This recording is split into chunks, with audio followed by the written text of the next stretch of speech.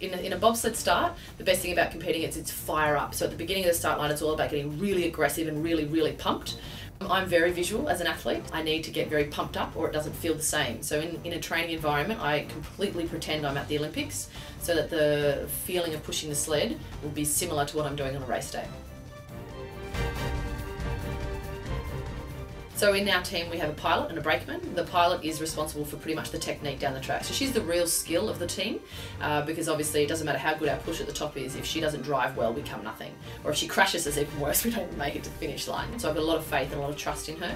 And as a brakeman she needs someone at the back who's very big, very strong and a lot of confidence. Like if you haven't got the ability to just let all fear go away and push as hard as you can, you end up being a bit of a fairy at the top and the sled goes I think the biggest challenge about bobsleigh in Oz is obviously that we don't have any ice. So being able to run on ice is quite a skill.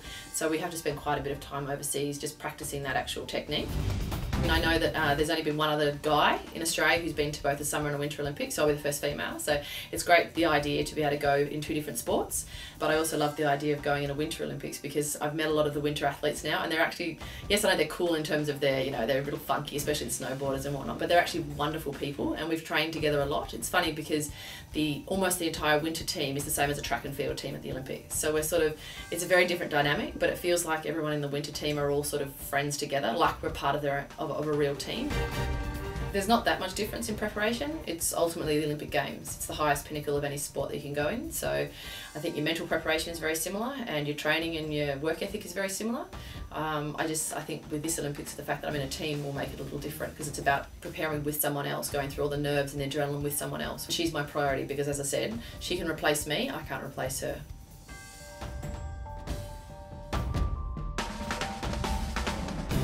I'm Jana Pittman. Watch us take on the world in Sochi.